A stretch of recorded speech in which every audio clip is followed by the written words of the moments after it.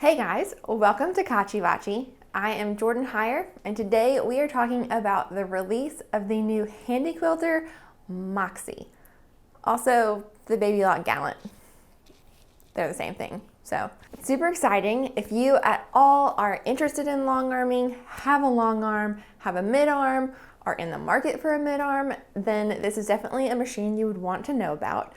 It's going to absolutely, I think, take the quilting environment and world by storm this fall. It's just filling a gap and fitting a need that there's nothing really quite like it. So we're gonna get into some of the specs about it, what I'm curious about, what I'm excited about, and see if it's something that would work for you potentially, or if it's not, and maybe you should wait and save your money. By the way, not sponsored, not opposed to being sponsored, but I'm talking from experience selling both Handi quilters and Babylocks for years and years, and being a long armer for the past decade. So that's where all of this is stemming from. So for starters, the Moxie is a long arm. It comes on an 8-foot frame, and you can adapt it to their 5-foot frame, whether it's Babylock or the Handi quilter. It's really, they're super like similar machines. The difference is going to be in coloring and branding. So it's whether you like your Babylock dealer or whether you like your Handi quilter dealer in town. That's really going to be the biggest difference for you there. I think Handi quilters is probably going to be slightly less expensive in some markets, but I think a lot of Babylock dealers are going to match it. So it's really, I don't think that's going to be a major thing for a lot of people. It's going to be the person that you want to buy it from more than the difference between the machines. The one thing I will say that differentiates them, Handi quilters has a green covering on part of it. Personally, I think it makes it look a little bit cheaper. I don't know that I really like that, but personally, I really love Handi quilters customer service. So if that were my differentiating factor was solely based on the covering, I would probably go Handi quilter, just because I know their customer support and you get the training, like, for sure. Babylock, if you have a local dealer who's really great at training, then you're going to get training, and their customer support or like customer service, I do think Babylock has phenomenal customer service. It's just not necessarily 100% guaranteed from your local dealer when you buy with Babylock. So it kind of depends on really who you like buying from locally there. That's the biggest difference between the two probably, which is nominal as far as coloring at least. So it's a 15-inch throat space, quite a decent throat space, still falls into the long arm category. It comes on a new frame, which is their loft frame. So it's 8 foot. It's not quite as robust as some of their other frames. However, it does still have a gear locking system for turning the roll bars, which is my main contention. It's the number one reason I pretty much hate Grace Company frames. So Grace Company is moving away from that. Props to them for that. But this frame doesn't even compare to their traditional frames as far as Grace Company frames. It's hands down going to be, I'm not too concerned about the frame itself. I think it'll hold up just fine, and it's going to lock, and you'll get the tension that you need on your quilts. That's awesome. It comes on an 8-foot frame, or it comes with an 8-foot frame. That's a very standard basic frame. It allows you to do a decent amount. You probably would be a bit shy trying to do a queen or a king. You could always send those to a long armer if you don't do those frequently. A lot of people don't. I do like one of those maybe every 2 years probably. I just don't like making big quilts. If you're one of those people, this is probably all you would need. And then you can send somebody else $200 and have them deal with the big bulky quilts that nobody likes to make. So if you're making only king and queen size quilts, then you're a quilting hero and you deserve a bigger machine. That's what that means, because this would not be for you. You deserve the big boys. Yeah.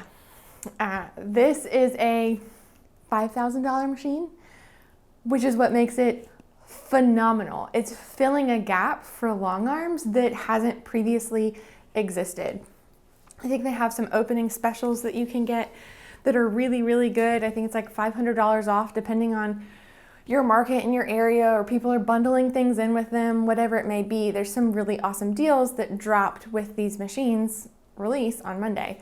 So definitely take a look and see if that's something that you would at all benefit from. For this price range, you cannot beat this machine. I will definitely say that. Hands down, at $5,000, I don't think there's a better long arming system on the market. You can take your Jukies and put them on Grace frames all day long for around $3,000 to $5,000 and never, ever, ever be satisfied with that. I don't know of a single person who's genuinely happy with that setup. This would 100% replace that to me at right around the same price point. I would not even blink twice if that was my option. For $7,000, you can get the Simply 16 or the Coronet. I don't think this is at all going to replace those. It's going to compete with them a little, but I think that this, having that 8-foot frame with a 2-foot extension option for $500, mind you, so that's a good, like, if you want to get to queen size, you can do that for $500. That's not a bad thing. That's something you can add on later, sure. But for $5,000, you can't get a better long arm setup. Handi quilters are literally the best-selling long arms in America. So for $5,000, this is still going to be better than any other long arm in that range, without any question in my mind. But let's talk some specs. 15 inches of throat space, not that different from the Simply or the Coronet at 16 inches. However, 1,800 stitches per minute. So dope. I love that. The next thing, it is not upgradable. So you couldn't put it on the larger frames. You can put it on a longer frame, or you can put it on the Simply frame, but you can't put it on any of their like bigger kinetic frames or whatnot. You would have to upgrade the whole machine in order to do that. You cannot upgrade to Pro Stitcher. There's minimal things that you can add to it. So you can't necessarily get all the bells and whistles. You can get a rear handlebar system and a tabletop kit that would allow you to do pantographs. That's great. Tabletop kit I think is handy for anybody, just for setting things like your bobbin winder and like needle threader and cones of thread or extra bobbins within arm's reach. I think a tabletop is a no-brainer. I would definitely want that. I think it's around $180, $150, something like that, depending on your market and who's selling it to you. It doesn't have a light ring, and it does have built-in lighting, but you, as far as I could tell, can't add too much lighting without having an external power source for it. I think it has an extra USB, but I'm not positive. I like to keep the LED light strips, the UV lights, and then you have options for fans or any other like accessories that you can keep plugged in on all of your other machines. If that's something you think you'd want, I would consider that before you make your purchase. Does it necessitate those? No. Is extra lighting always awesome? Yes. The next thing is the interface. This is where I definitely feel the price point, okay? You get what you pay for. So with the Simply 16 and the Coronet, the handlebars are used for start-stop and speed control and needle up and down. And you have a handlebar system that I can hold my hand like this because the end of the handlebar is slanted. So it's very ergonomic. That I don't mind. This has a flat handlebar, which means you're like, if I'm going from quilting to stopping, you either are holding your hands higher up. It'd probably be something you get used to, or if you never experienced anything else, it probably wouldn't bother you, honestly. But since I know how ergonomic the others are, it's one of those things where it's like, okay, I see you, I feel you there. I don't know that I love you, but I could get used to you, sort of things with the handlebar.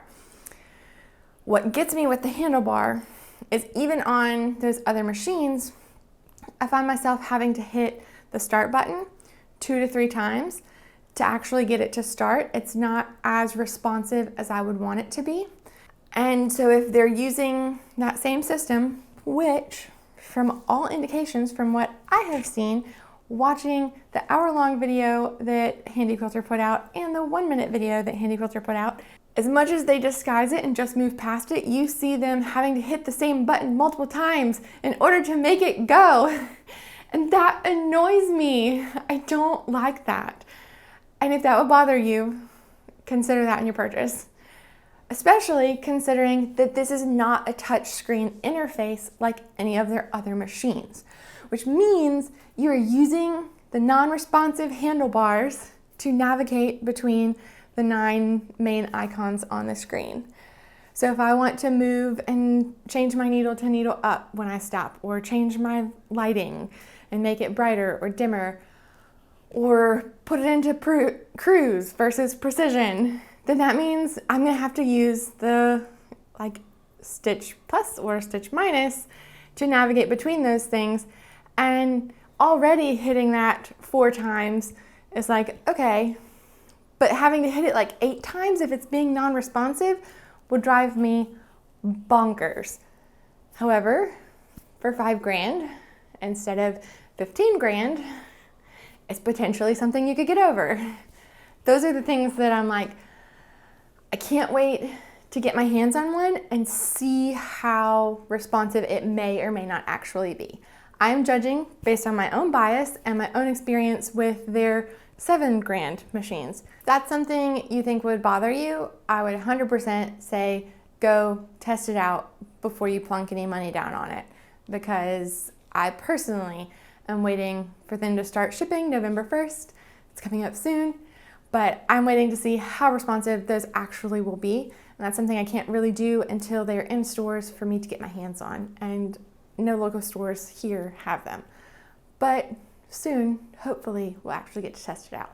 If you at all are turning out even a quilt a month, and you're sending off your quilts to a longarmer, this machine is long-term, like a year, gonna be more cost-effective for you than having your quilts longarm. If you are curious and you want to try it out, Handi Quilter machines, Babylock machines hold their value like crazy. You could honestly buy it, and if you decide you hate long arming, resell it for like $500 less than what you paid for it, because they're phenomenal machines. It will hold its value. Long arming is one of those things that like you don't really know if it's something you enjoy until you do it. And some people absolutely adore it. Some people hate it. And it's really hard to want to make a $15,000 investment when you're not sure if it's something that you personally are actually going to enjoy. I think this machine will absolutely fit that need for someone. If you don't have a ton of space, this machine would fit that need at a really great price point. If you know you never want to do computerized quilting and you're not doing a ton of really fancy quilting where you'd want to do like the whole block while it's on point or anything like that, this machine is going to fit that need for so many people. And I think it's going to be a machine that will absolutely destroy everything else in this kind of category. For what it is, you're getting your money's worth. You're getting a good, solid, reliable machine at a really great price, give or take a few drawbacks of $2,000 though. So I think it's going to be for beginning quilters, for quilters who have always wanted a long arm but don't have a ton of money to drop on it, for people who are taking and trying to stimulate the economy with their returns and tax returns.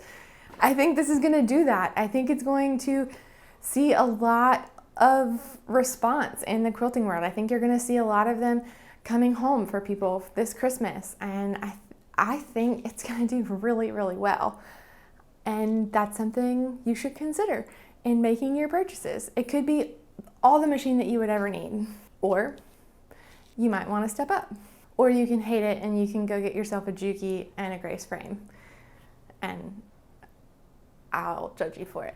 Share this video with anybody you know who's in the market for a really great deal on a long arm. Well, thanks for watching. We would love to know what long arms you are looking at, or what you think you like about this, or what you think is going to be awful about it. If you have a long arm, what do you love about it? I would love to know those things. Hit us a line in the comments. We absolutely read every single one of them, and we will do our best to respond and share that insight with anyone else on this channel. If you haven't yet subscribed, please hit the subscribe button, hit the thumbs up button. That helps our channel out so much. And we would love to see you here in the future.